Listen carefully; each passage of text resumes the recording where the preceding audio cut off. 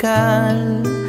Buhat nung ikaw ay natutong magmahal, nasaktan at nabigo, lumuha at natuto na ang pag-ibig nga pala'y hindi isang laro. Hindi ko magkakalimutan ang una nating merienda sa Jollibee kasama ang iyong mga katrabaho.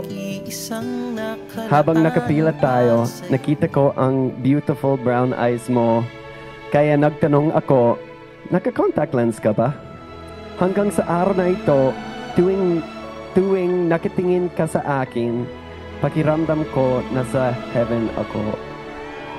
Nasa heaven na ba ako o nananaginip lang ako? Kasi kung totoo ito, ako na ang pinakamaswerteng lalaki sa buong mundo ngayong araw na ito. Naway ipakita ng Diyos kung paano nating mamahalin ang bawat isa ng walang kondisyon. Turuan nawa ako ng Diyos upang maging asawa na nararapat sa iyo. Isang asawa na mapag-unawa, pasensyoso, mabait at mapagmahal. Ikaw nga ang babaeng aking papakasalan. Tan-tananan, tan-tananan, aking makakasama sa magpakailanman. Ang pag-ibig na hinanap ko ng kay tagal. From the moment our path crossed, you've surprised me, distracted me, captivated me, and challenged me in a way that no human being ever has. I've fallen in love with you again and again, countless times without reservation, and I still can't believe that today I get to marry the man of my dreams.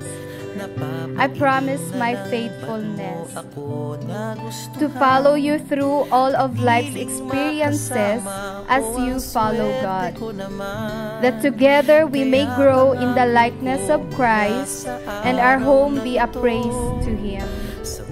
This afternoon, as we begin our lives as husband and wife, I commit myself to you. These are my sacred vows to you.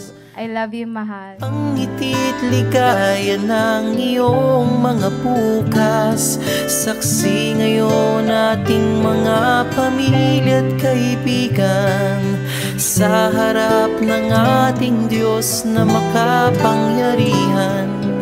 Dahan-dahan kang naglalakad patungo sa akin, sa saliw nitong tugtugin.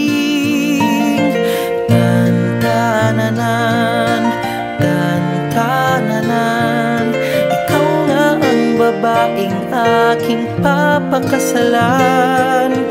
Tan-tananan, tan-tananan, aking makakasama sa magpakailanman.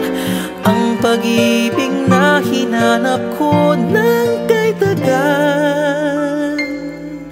Nahanap din kita, nahanap din kita. Ikaw pala sinta, ang bigay sa akin ng Diyos na lumikha.